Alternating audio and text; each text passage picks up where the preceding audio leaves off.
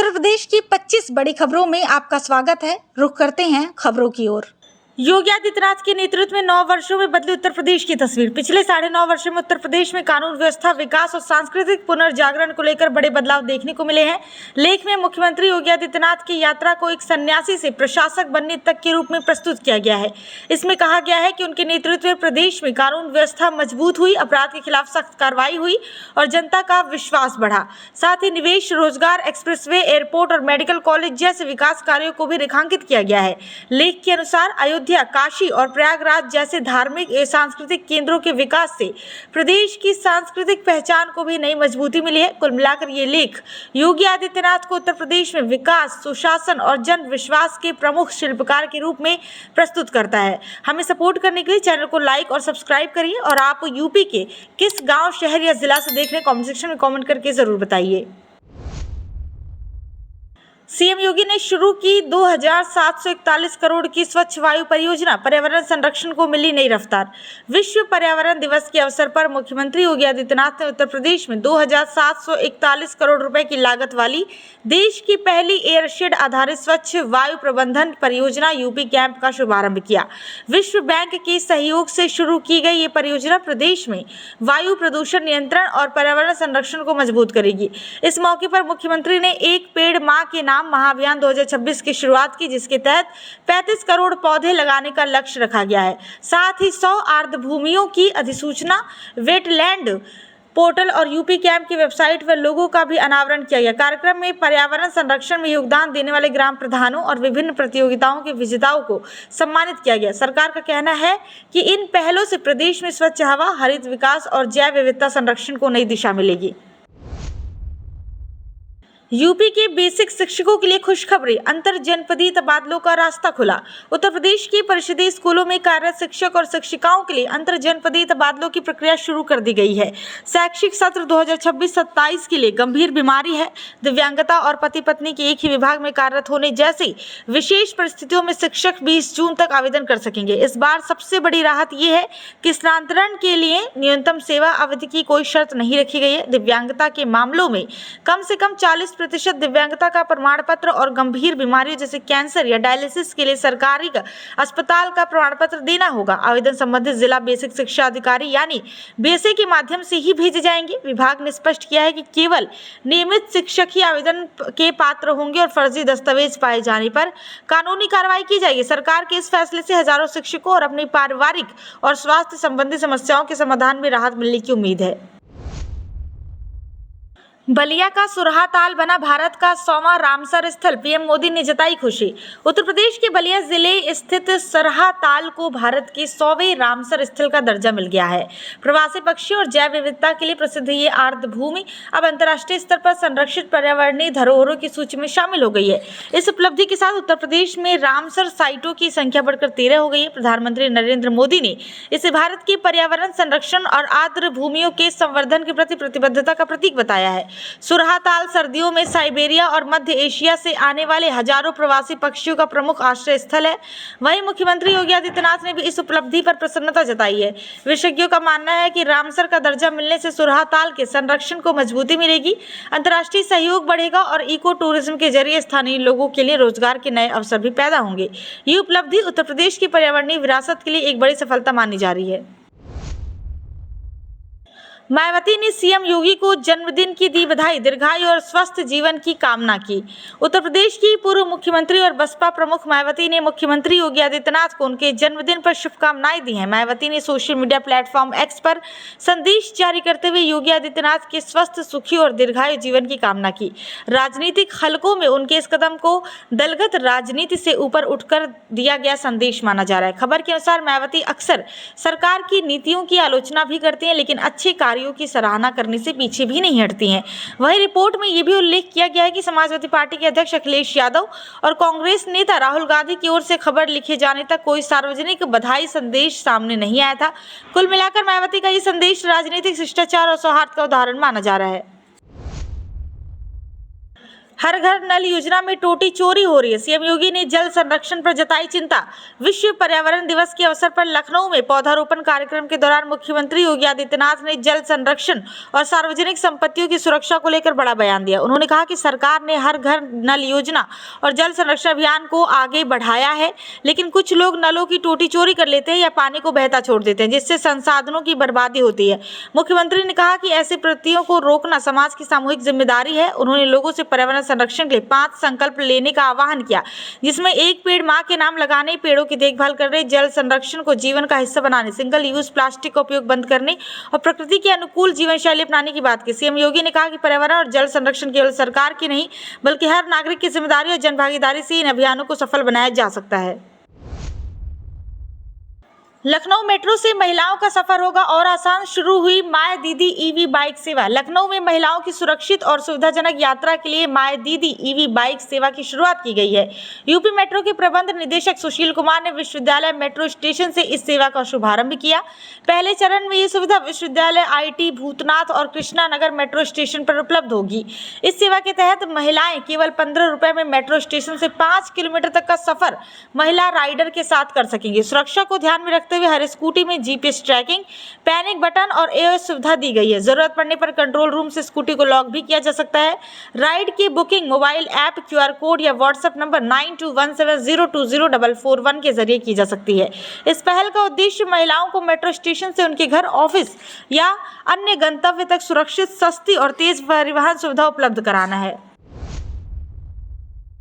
7 जुलाई को होगा एकेटीयू का 24वां दीक्षा समारोह। स्टूडेंट स्टार्टअप्स को मिलेगा सम्मान। Doctor APJ Abdul Kalam technical university यानी एकेटीयू का 24वां दीक्षा समारोह 7 जुलाई को आयोजित किया जाएगा। इस अवसर पर विश्वविद्यालय नवाचार और उद्यमिता को बढ़ावा देने के लिए स्टूडेंट स्टार्टअप अवार्ड 2026 भी प्रदान करेगा। इनोवेशन हब यूपी ने प्रदेश के संबद्ध कॉलेजों से आवेदन मांगे हैं, जिनकी अंतिम तिथि 20 जून निर्धारित की गई है। इस वर्ष पुरस्कार की theme student innovation for sustainable and self reliant Uttar Pradesh रखी गई है। चयनित स्टार्टअप्स को दीक्षा समारोह के दौरान राज्यपाल द्वारा सम्मानित किया जाएगा। प्रतियोगिता में डीप टेक, महिला नेतृत्व वाले startup, tech innovation, green energy तथा एग्रीटेक जैसी 5 प्रमुख श्रेणियां शामिल हैं। विश्वविद्यालय प्रशासन के अनुसार समारोह की तैयारियां शुरू हो चुकी हैं और परीक्षा परिणाम, पदक सूची तथा मुख्य अतिथि के चयन की प्रक्रिया समयबद्ध तरीके से पूरी की जाएगी। इस पहल का उद्देश्य छात्रों में नवाचार, उद्यमिता और आत्मनिर्भरता की भावना को मजबूत करना है। यूपी में भ्रष्ट और अयोग्य चकबंदी अधिकारियों पर कार्रवाई की तैयारी। अनिवार्य सेवानिवृत्त का रास्ता साफ। उत्तर प्रदेश सरकार ने चकबंदी कार्यों में तेजी लाने और लंबित मामलों के निस्तारण के लिए बड़ा कदम उठाया है।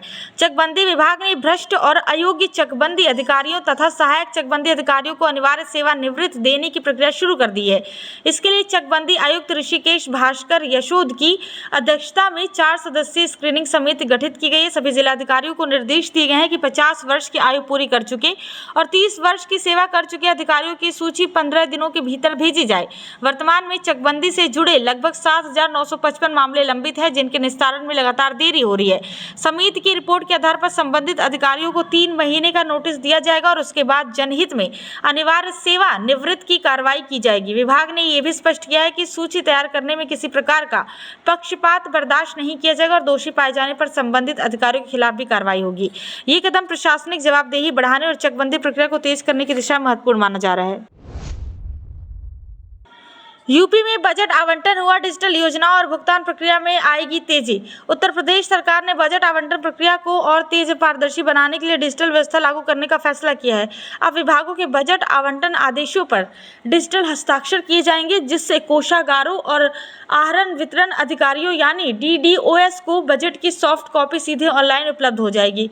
इससे बजट आवंटन की हार्ड कॉपी का इंतजार नहीं करना पड़ेगा और समय की बचत होगी। नई व्यवस्था के तहत शासन से सेंट्रल सर्वर के माध्यम से बजट आवंटित किया जाएगा और डिजिटल हस्ताक्षरित आदेश कोषागार के सिस्टम पर स्वतः अपडेट हो जाएंगे। सरकार का मानना है कि इससे भुगतान प्रक्रिया में होने वाली देरी खत्म होगी और विकास योजनाओं के क्रियान्वयन में तेजी आएगी। वित्त विभाग ने अंतरिम व्यवस्था भी तय की है, जिसके तहत आवश्यकता पड़ने पर संबंधित अधिकारी ऑनलाइन प्राप्त बजट आवंटन की प्रमाणित प्रति कोषागार को उपलब्ध कराएंगे। कुल मिलाकर ये कदम सरकारी वित्तीय प्रबंधन को अधिक आधुनिक, पारदर्शी, प्रभावी बनाने की दिशा में महत्वपूर्ण माना जा रहा है। कानपुर में गंगा समेत सभी नदियों में 3 महीने तक मछली पकड़ने पर प्रतिबंध। कानपुर जिला प्रशासन ने गंगा समेत सभी नदियों और बहती जलधाराओं को 1 जून से 31 अगस्त 2026 तक 3 महीने के लिए नो फिशिंग जोन घोषित कर दिया है। इसका उद्देश्य मछलियों के प्रजनन काल में उनकी सुरक्षा और मत्स्य संसाधनों का संरक्षण करना है। मानसून के दौरान मछलियों के प्रजनन को देखते हुए फैसला लिया गया है ताकि उनकी संख्या बढ़ सके और जलीय परिस्थितिकी संतुलित रहे। जिलाधिकारी के आदेश के अनुसार इस अवधि में किसी भी तरह का मछली पकड़ना या नदी में जाल लगाना पूरी तरह प्रतिबंधित रहेगा और उल्लंघन करने पर सख्त कार्रवाई की जाएगी। मत्स्य विभाग को निगरानी और नियमित जांच के निर्देश दिए गए हैं। अधिकारियों का कहना है कि कदम लंबे समय में मत्स्य उत्पादन बढ़ाने और नदियों की जैव विविधता को सुरक्षित रखने में मदद करेगा। प्रशासन ने मछुआरा समुदाय और आम लोगों से नियमों का पालन करने और सहयोग करने की अपील की है। कानपुर मेट्रो डिपो में लगेगा 1 मेगावाट सोलर रूफटॉप, 35,000 वर्ग मीटर में बढ़ेगा ग्रीन कवर। कानपुर मेट्रो पर्यावरण संरक्षण को प्राथमिकता देते हुए अपने डिपो में 1 मेगावाट का सोलर रूफटॉप प्लांट स्थापित करने जा रही है। इसके साथ ही बारादेवी से नौबस्ता तक 5 एलिवेटेड स्टेशनों को सौर ऊर्जा के अनुकूल डिजाइन किया गया है, जिनकी छतों में पारदर्शी शीट और पीईबी स्ट्रक्चर का उपयोग किया गया, जिससे प्राकृतिक रोशनी का बेहतर इस्तेमाल हो सके। यूपी मेट्रो रेल कॉर्पोरेशन के प्रबंध निदेशक सुशील कुमार के अनुसार ये पहल ऊर्जा बचत और कार्बन उत्सर्जन घटाने में मदद करेगी। परियोजना के तहत 1200 वर्ग मीटर क्षेत्र में ग्रीन बेल्ट विकसित किया जा रहा है, जबकि अब तक कुल 35,000 वर्ग मीटर हरित क्षेत्र तैयार किया जा चुका है। इससे पहले आईटी मेट्रो स्टेशनों को ऊर्जा संरक्षण में उत्कृष्ट प्रदर्शन के लिए राष्ट्रपति द्वारा सर्टिफिकेट ऑफ मेरिट भी मिल चुका है। कुल मिलाकर एक कदम कानपुर मेट्रो को हरित और सतत परिवहन व्यवस्था की दिशा में आगे बढ़ाता है। यूपी में किराया अनुबंध का ऑनलाइन रजिस्ट्रेशन शुरू, घर बैठे मिलेगा कानूनी वैध दस्तावेज। उत्तर प्रदेश के निबंधन विभाग ने 12 महीने तक के किराया अनुबंधों के लिए ऑनलाइन पंजीकरण की सुविधा शुरू कर दी है, जिससे लोग अब घर बैठे डिजिटल स्टैंपिंग के साथ कानूनी रूप से वैध रेंट एग्रीमेंट बना सकेंगे। इस नई व्यवस्था के तहत आवेदक को विभागीय पोर्टल पर दोनों पक्षों की जानकारी भरकर ई-केवाईसी प्रक्रिया पूरी करनी होगी। इसके बाद स्टाम्प शुल्क की गणना स्वतः होगी और न्यूनतम 500 रुपये शुल्क के साथ ऑनलाइन भुगतान किया जा सकेगा। पंजीकरण पूरा होने पर डिजिटल स्टाम्पिंग वाला दस्तावेज तुरंत डाउनलोड किया जा सकेगा और वो हमेशा पोर्टल पर उपलब्ध रहेगा। अधिकारियों के अनुसार ये दस्तावेज न्यायालय और अन्य कानूनी प्रक्रियाओं में मान्य होगा। 12 महीने से कम अवधि वाले किराया अनुबंधों के लिए ये सुविधा विशेष रूप से उपयोगी होगी, जबकि 11 महीने तक के अनुबंध पहले भी पंजीकरण से मुक्त माने जाते थे। इस कदम से किराया अनुबंध प्रक्रिया सरल, पारदर्शी और समय बचाने वाली बन जाएगी। 2027 चुनाव के लिए की वोटर सूची बनाने में जुटी भाजपा, यूपी में तेज हुआ संगठनात्मक अभियान। भारतीय जनता पार्टी उत्तर प्रदेश में 2027 विधानसभा चुनाव की तैयारियों में जुट गई है और इसके तहत पार्टी ने की वोटर यानी प्रभावशाली मतदाताओं की पहचान और सूची बनाने की रणनीति शुरू की है। काशी प्रांत सहित प्रयागराज, वाराणसी, जौनपुर, गाजीपुर समेत कई जिलों में ऐसे मतदाताओं का डेटा एकत्र किया जा रहा है। हर मंडल से लगभग 50 प्रभावशाली लोगों की सूची तैयार करने का लक्ष्य रखा गया है, जिससे पूरे प्रदेश में करीब 95,000 से अधिक की वोटर चिन्हित किए जाएंगे। इनमें डॉक्टर, इंजीनियर, व्यवसाय अधिवक्ता, सेवानिवृत्त अधिकारी, सामाजिक संगठनों के पदाधिकारी और धार्मिक सांस्कृतिक प्रभाव रखने वाले लोग शामिल किए जा रहे हैं। पार्टी संगठन बूथ से लेकर प्रदेश स्तर तक सक्रिय होकर ये डेटा तैयार कर रहा है और कई जिलों में कार्यक्रमों व जनसंपर्क अभियान के जरिए इन मतदाताओं से संवाद भी किया जाएगा। इसका उद्देश्य चुनाव से पहले प्रभावशाली वर्ग को पार्टी से जोड़कर समर्थन आधार को मजबूत करना बताया जा रहा है।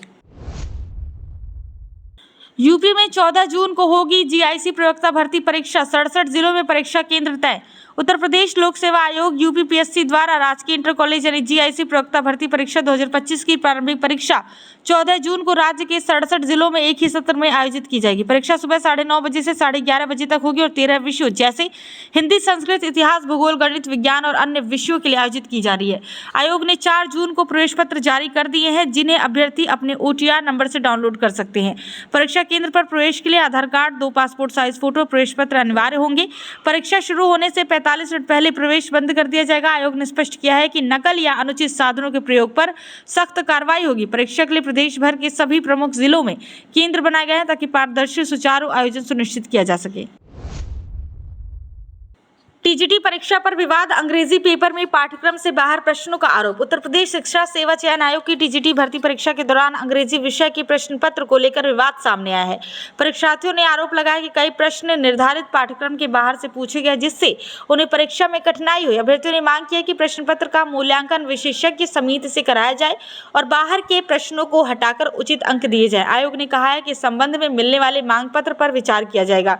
इसी बीच परीक्षा के दौरान नकल और फर्जीवाड़े के मामले भी सामने आए, जिसमें 2 दिन में कुल 12 सॉल्वर पकड़े गए और उनके खिलाफ कार्रवाई की गई। परीक्षा प्रदेश के 504 और 471 केंद्रों पर 2 पालियों में हुई, जिसमें करीब 4 लाख अभ्यर्थी शामिल हुए, जो कुल पंजीकृत उम्मीदवारों को लगभग 50% रहा। आयोग ने परीक्षा की निगरानी AI आधारित कंट्रोल रूम से की और सुरक्षा व्यवस्था कड़ी रखी।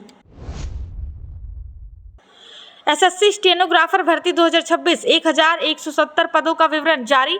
ग्रेड सी और डी में बम्पर वैकेंसी। कर्मचारी चयन आयोग यानी एसएससी ने स्टेनोग्राफर ग्रेड सी और डी परीक्षा 2026 के लिए कुल 1170 पदों का वर्गवार विवरण जारी कर दिया है। इनमें 1021 पद डी ग्रेड और 49 पद ग्रेड सी के लिए हैं। ग्रेड डी में सबसे अधिक भर्तियां केंद्रीय प्रत्यक्ष कर बोर्ड यानी सीबीडीटी, कार्मिक एवं प्रशिक्षण विभाग, दूरसंचार विभाग और गृह मंत्रालय के अंतर्गत विभिन्न संस्थानों में की जाएंगी।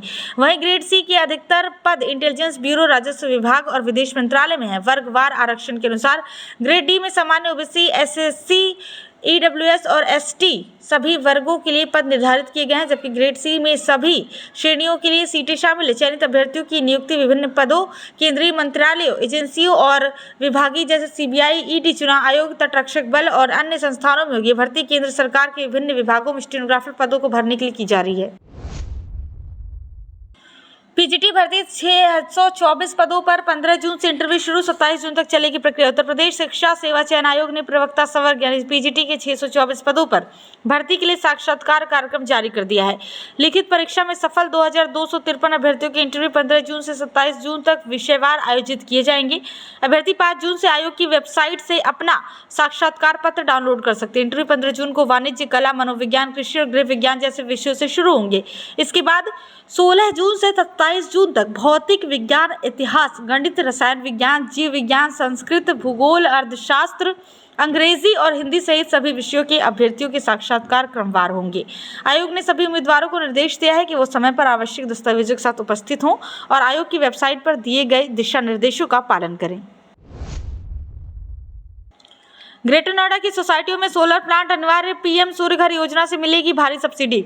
उत्तर प्रदेश सरकार ने बड़ा फैसला लेते हुए 5000 वर्ग मीटर से बड़े सभी भवनों में सोलर प्लांट लगाना अनिवार्य कर दिया है, जिससे ग्रेटर नोएडा की हाई राइज सोसाइटियां भी अब सौर ऊर्जा से जुड़ेंगी। नए नियम के तहत आरएडब्ल्यू और एओ के जरिए सोसाइटियों, कार्यालयों और अन्य बड़ी इमारतों की छतों पर सोलर पैनल लगाए जाएंगे। पीएम सूर्य घर योजना के तहत सरकार 500 किलोवाट तक के प्लांट पर 18,000 रुपये प्रति किलोवाट की सब्सिडी देगी, यानी बड़े प्रोजेक्ट पर करीब 90 लाख रुपए तक की सहायता मिल सकती है। इन प्लांट से उत्पन्न बिजली का उपयोग सोसाइटियों के स्ट्रीट लाइट, पानी के पंप, लिफ्ट और ईवी चार्जिंग जैसे सुविधाओं में किया जाएगा, जिससे बिजली बिल और मेंटेनेंस खर्च दोनों कम होंगे। पुरानी सोसाइटियों को इस व्यवस्था के लिए 2 साल का समय दिया गया और आवेदन पीएम सूर्य घर पोर्टल के जरिए किया जाएगा। Yamuna expressway no protest zone घोषित, 0 पॉइंट से मथुरा तक धरना प्रदर्शन पर रोक। यमुना एक्सप्रेसवे को ग्रेटर नोएडा के 0 पॉइंट से मथुरा यानी अलीगढ़ सीमा तक लगभग 41 किलोमीटर क्षेत्र में नो प्रोटेस्ट जोन घोषित कर दिया गया। पुलिस कमिश्नरेट ने यह फैसला इलाहाबाद हाईकोर्ट के आदेश के बाद लिया है, जिसके तहत अब इस पूरे मार्ग पर किसी भी प्रकार के धरना प्रदर्शन, रैली या राजनीतिक गतिविधि पर पूरी तरह रोक रहेगी। अधिकारी के अनुसार ये कदम नोएडा एयरपोर्ट से जल्द शुरू होने वाले उड़ानों और यात्रियों की निर्बाध आवाजाही को ध्यान में रखते हुए उठाया गया है, क्योंकि एयरपोर्ट तक पहुंचने का प्रमुख मार्ग यमुना एक्सप्रेसवे ही है। 15 जून से एयरपोर्ट पर घरेलू उड़ानें शुरू होने की संभावना है। पुलिस ने स्पष्ट किया कि आदेश का उल्लंघन करने वालों पर सख्त कार्रवाई होगी और यातायात व्यवस्था को बाधित करने की किसी भी कोशिश को बर्दाश्त नहीं किया जाएगा। इसके लिए जागरूकता बोर्ड और सूचना अभियान भी चलाया जा रहा है। गोरखपुर फ्लैटेड फैक्ट्री से बनेगा रेडीमेड गारमेंट हब। गोरखपुर के गीडा सेक्टर 13 में मुख्यमंत्री योगी आदित्यनाथ द्वारा लोकार्पित फ्लैटेड फैक्ट्री कॉम्प्लेक्स को पूर्वांचल के रेडीमेड गारमेंट उद्योग के लिए बड़ा बदलाव माना जा रहा है। गोरखपुर इंडस्ट्रियल डेवलपमेंट अथॉरिटी में बने इस प्लग एंड प्ले मॉडल से उद्यमियों को तैयार कार्यस्थल मिलेगा, जिससे वो सीधे मशीन लगाकर उत्पादन शुरू कर सकेंगे और भूमि व भवन पर होने वाला खर्च घटेगा। ये 80 इकाइयों की क्षमता वाला परिसर है, जिससे नए निवेशकों को तेजी से काम शुरू करने का अवसर मिलेगा। इससे गोरखपुर में पहले से मौजूद करीब 500 छोटी गारमेंट इकाइयों और हजारों श्रमिकों को भी फायदा होगा। उद्योग जगत का मानना है कि ये परियोजना गोरखपुर को पूर्वांचल का प्रमुख रेडीमेड गारमेंट मैन्युफैक्चरिंग हब बनाने की दिशा में अहम कदम है। इससे रोजगार बढ़ेगा, उत्पादन तेज होगा और स्थानीय ब्रांड को राष्ट्रीय बाजार तक पहुंचने में मदद मिलेगी। गोरखपुर में आयुष विश्वविद्यालय आयोजित करेगा अंतर्राष्ट्रीय आयुर्वेद योग सम्मेलन 2026। गोरखपुर स्थित महायोगी गुरु गोरखनाथ आयुष विश्वविद्यालय 29 और 30 जुलाई 2026 को अंतर्राष्ट्रीय आयुर्वेद एवं योग सम्मेलन का आयोजन करेगा। इस सम्मेलन में देश विदेश के आयुर्वेद, योग और स्वास्थ्य विज्ञान के विशेषज्ञ, शोधकर्ता, शिक्षाविद शामिल होंगे। सम्मेलन में आयुर्वेद और योग से जुड़े नए शोध और नवाचारों पर चर्चा होगी। साथ ही शोध पत्र भी आमंत्रित किए गए हैं। स्वीकृत शोध पत्रों का प्रकाशन एक अंतर्राष्ट्रीय जर्नल में किया किया जाएगा, जो वैश्विक स्तर पर सूचीबद्ध ओपन एक्सेस पत्रिका है। शोध पत्र 15 जून 2026 तक जमा करने होंगे और लगभग 4000 शब्दों की सीमा निर्धारित की गई। सम्मेलन में आयुर्वेदिक उपचार, योग अनुसंधान दोनों की आपसी संबंधों पर विशेष फोकस रहेगा। यह आयोजन आयुर्वेद और योग के क्षेत्र में अंतर्राष्ट्रीय सहयोग और शोध को बढ़ावा देने की दिशा में अहम माना जा रहा है। गोरखपुर में सिपाही भर्ती परीक्षा के लिए 44 केंद्रों पर कड़े सुरक्षा इंतजाम। स्पेशल ट्रेन भी चलेगी। गोरखपुर में 8 से 10 जून 2026 तक होने वाले उत्तर प्रदेश पुलिस सिपाही भर्ती परीक्षा के लिए प्रशासन ने 44 परीक्षा केंद्रों पर कड़ी सुरक्षा व्यवस्था की। इस परीक्षा में करीब 1,16,000 से अधिक अभ्यर्थी शामिल होंगे और इसे 3 दिनों में 6 पालियों में आयोजित किया जाएगा। भीड़ और यातायात को देखते हुए रेलवे स्टेशन, बस अड्डों और सार्वजनिक स्थानों पर अतिरिक्त पुलिस बल तैनात किया गया। साथ ही संदिग्ध गतिविधियों पर विशेष निगरानी रखी जाएगी। अभ्यर्थियों की सुविधा के लिए गोरखपुर से लखनऊ के बीच विशेष अनारक्षित परीक्षा स्पेशल ट्रेन भी चलाई जाएगी, जो 8 से 10 जून तक रात और शाम के समय निर्धारित स्टेशनों पर रुकते हुए संचालित होगी। प्रशासन ने परीक्षा को शांतिपूर्ण, निष्पक्ष तरीके से संपन्न कराने के निर्देश दिए हैं। पूर्वोत्तर रेलवे में 2467 पदों पर भर्ती की तैयारी, बोर्ड को भेजा गया मांग पत्र। नॉर्थ ईस्टर्न रेलवे ने वर्ष 2025 में 2467 पदों पर भर्ती के लिए रेलवे बोर्ड की मांग पत्र भेजा है। महाप्रबंधक उदय बोरानवरकर ने जानकारी दी है कि इनमें से 451 पदों का पैनल पहले ही प्राप्त हो चुका है, जबकि आगे सहायक, लोको पायलट समेत अन्य पदों की भर्ती प्रक्रिया भी जारी है। रेलवे में पिछले कुछ वर्षों में कई सुधार और डिजिटाइजेशन किए गए हैं, जिसमें HRMS सिस्टम के जरिए 29 मॉड्यूल लागू किए गए हैं, जिससे कर्मचारियों को सुविधा मिली है। साथ ही कई भर्तियां CBT और TBT के माध्यम से पूरी हो चुकी हैं और हजारों कर्मचारियों का चयन भी हो चुका है। महाप्रबंधक ने बताया कि रेलवे में मैन पावर की जरूरत को देखते हुए नई ट्रेन सेवाएं, दोहरीकरण और नई लाइनों के विस्तार के साथ भर्ती प्रक्रिया तेज की जा रही है। बैठक में कर्मचारियों की सुविधाओं और व्यवस्थाओं में सुधार पर भी चर्चा हुई है। Aligarh Moradabad high speed corridor से मुरादाबाद के 50 गांव में विकास की उम्मीद। मुरादाबाद जिले में Aligarh Moradabad high speed access controlled corridor परियोजना को लेकर तैयारियां तेज की गई हैं। इस परियोजना के तहत लगभग 50 गांव की जमीन अधिग्रहण की प्रक्रिया शुरू होने जा रही है। करीब 150 से 170 किलोमीटर लंबे इस कॉरिडोर का उद्देश्य पश्चिमी उत्तर प्रदेश में तेज और सुगम कनेक्टिविटी देना है, जिससे अलीगढ़ और मुरादाबाद के बीच यात्रा समय और परिवहन लागत दोनों में कमी आएगी। इससे उद्योग, व्यापार और लॉजिस्टिक्स और निर्यात को बढ़ावा मिलने की उम्मीद है। परियोजना के आसपास वेयरहाउस, लॉजिस्टिक पार्क और औद्योगिक इकाइयों के विकसित होने की संभावना भी जताई जा रही है, जिससे रोजगार और निवेश बढ़ सकता है। हालांकि जमीन अधिग्रहण को लेकर किसानों की चिंताएं भी सामने आ सकती है और मुआवजा व पुनर्वास प्रमुख मुद्दे रहेंगे। मुरादाबाद अमरोहा हाईवे पर बनेगा मेगा कॉरिडोर, 105 गांव की बदली की तस्वीर। मुरादाबाद विकास प्राधिकरण ने मुरादाबाद से अमरोहा सीमा स्थित ब्रजघाट तक करीब 60 किलोमीटर लंबे हाईवे कॉरिडोर के विकास की बड़ी योजना तैयार की है। इस परियोजना में लगभग 105 गांव शामिल होंगे और हाईवे के दोनों ओर 1-1 किलोमीटर क्षेत्र में कुल करीब 120 वर्ग किलोमीटर भूमि का अधिग्रहण प्रस्तावित है। योजना को मंजूरी के लिए शासन को भेज दिया गया और उम्मीद है कि 1.5 से 2 महीने में स्वीकृति मिल जाएगी। इसके बाद भूमि अधिग्रहण की प्रक्रिया शुरू होगी। इस कॉरिडोर में सड़क के साथ साथ बिजली, पानी और अन्य बुनियादी सुविधाओं का भी विकास किया जाएगा। योजना के तहत हाईवे किनारे होटल, मॉल, अस्पताल, स्कूल, रेस्टोरेंट और औद्योगिक इकाइयों जैसी गतिविधियों को बढ़ावा दिया जाएगा, जिससे ये क्षेत्र सिर्फ यातायात मार्ग नहीं बल्कि आर्थिक विकास का केंद्र बन सके। अवैध ढाबों निर्माण को नियमित कर मानचित्र स्वीकृत और विकास शुल्क के दायरे में लाया जाएगा। इस परियोजना से क्षेत्रीय विकास, रोजगार और निवेश के नए अवसर बढ़ने की उम्मीद है। खोड़ा बना झोलाछाप डॉक्टरों का गढ़, 2 साल में 37 FIR दर्ज। गाजियाबाद के खोड़ा इलाके में झोलाछाप डॉक्टरों की बढ़ती संख्या ने स्वास्थ्य व्यवस्था पर गंभीर सवाल खड़े कर दिए हैं। रिपोर्ट के अनुसार यहां कई अवैध क्लिनिक बिना योग्य डॉक्टरों की गंभीर बीमारियों का इलाज कर रहे हैं, जिससे मरीजों की जान खतरे में पड़ रही है। इनमें से कई कथित क्लिनिक छोटी दुकानों या घरों से OPD चला रहे हैं और मरीजों को भर्ती तक किया जा रहा है। स्वास्थ्य विभाग के अनुसार पिछले 2 साल में ऐसे 37 झोलाछाप डॉक्टरों के खिलाफ FIR दर्ज कराई गई है, लेकिन इसके बावजूद कई लोग खुलेआम इलाज कर पा रहे हैं। गलत इलाज से कुछ मरीजों की मौत के आरोप भी सामने है, जिनकी जांच जारी। प्रशासन समय समय पर नोटिस और सीलिंग की कार्रवाई करता है, लेकिन अवैध क्लिनिकों का नेटवर्क बढ़ता जा रहा है। स्वास्थ्य विभाग ने इसे गंभीर समस्या बताते हुए कार्रवाई तेज करने की बात कही है। वाराणसी सहित पूर्वांचल में फिर बढ़ेगी गर्मी, मौसम विभाग ने जारी किया नया अलर्ट। वाराणसी और पूरे पूर्वांचल में मौसम का मिजाज एक बार फिर बदलने वाला है। फिलहाल क्षेत्र में उमस और हल्की बादलवाही के बीच गर्मी का असर बना हुआ है, लेकिन मौसम विभाग ने चेतावनी दी है कि अगले 4 दिनों तक बादलों की आवाजाही और कुछ जगहों पर बूंदाबांदी देखने को मिल सकती है। इसके बावजूद राहत ज्यादा दिन की नहीं होगी। मौसम विभाग के अनुसार 4 दिन बाद एक बार फिर भीषण गर्मी और लू का असर तेज हो जाएगा और तापमान में बढ़ोतरी के साथ हीट वेव की स्थिति बन सकती है। वाराणसी में हाल ही में अधिकतम तापमान 40 डिग्री डिग्री सेल्सियस दर्ज किया गया, जो सामान्य से थोड़ा कम रहा। लेकिन उमस और गर्म हवाओं ने लोगों को परेशान किया। विभाग का कहना है कि पहले कुछ दिन आंशिक बादल और हल्की बारिश राहत देंगे, लेकिन इसके बाद गर्मी का असर फिर तेज हो जाएगा। पाकिस्तानी गैंगस्टर की रील पर लाइक कमेंट से यूपी में हड़कंप, 3 किशोर एटीएस की जांच में। रामपुर के शाहबाद इलाके में पाकिस्तानी गैंगस्टर शहजाद भट्टी की सोशल मीडिया रील पर लाइक और कमेंट करने के मामले ने सुरक्षा एजेंसियों को सक्रिय कर दिया है। जानकारी के अनुसार 3 किशोरों द्वारा इस रील पर प्रतिक्रिया देने के बाद एटीएस ने मामले की जाँच शुरू कर दी और उनके मोबाइल फोन तथा सोशल मीडिया गतिविधियों की पड़ताल की जा रही है। इनमें से एक छात्र स्नातक का है, जबकि बाकी 2 10वीं और 8वीं कक्षा में पढ़ते हैं। पूछताछ में एक किशोर ने कहा कि उसे गैंगस्टर की पहचान की जानकारी नहीं थी और उसने केवल अनजाने में कमेंट किया था। परिवारों का कहना है कि बच्चों से सोशल मीडिया पर गलती हुई है और उनका किसी भी गैर कानूनी गतिविधि से कोई संबंध नहीं है। पूछताछ के बाद 2 किशोरों को छोड़ दिया गया, जबकि एक का मोबाइल जांच में रखा गया। इस कार्रवाई के बाद इलाके में सन्नाटा और दहशत का माहौल है। देवरिया चखनी घाट पुल की तकनीकी खामी दूर करेंगे बीएचयू विशेषज्ञ। देवरिया के चखनी घाट पर निर्माणाधीन पुल के एक पाए में तकनीकी खामी सामने आने के बाद अवकाशीय हिंदू विश्वविद्यालय यानी बीएचयू के विशेषज्ञों की मदद ली जाएगी। सेतु निगम ने इस समस्या के समाधान के लिए प्रक्रिया शुरू कर दी है और निर्माण स्थल का निरीक्षण भी किया गया है। ये पुल उत्तर प्रदेश और बिहार को जोड़ता है और इसकी लागत करीब 16 करोड़ रुपए है। निर्माण कार्य तेजी से चल रहा था, लेकिन पाए और स्लैब में खामी मिलने के बाद गुणवत्ता को लेकर सवाल उठे। इसके बाद प्रशासन और सेतु निगम ने मौके पर जांच की और आगे सुधार के लिए विशेषज्ञों की राय लेने का फैसला किया। अधिकारियों के अनुसार बीएचयू विशेषज्ञ तकनीकी जांच कर अपनी रिपोर्ट देंगे, जिसके आधार पर सुधारात्मक कार्य किया जाएगा। प्रशासन ने स्पष्ट किया है कि सुरक्षा गुणवत्ता से कोई समझौता नहीं होगा। निर्माण कार्य तय मानकों के अनुसार ही पूरा किया जाएगा।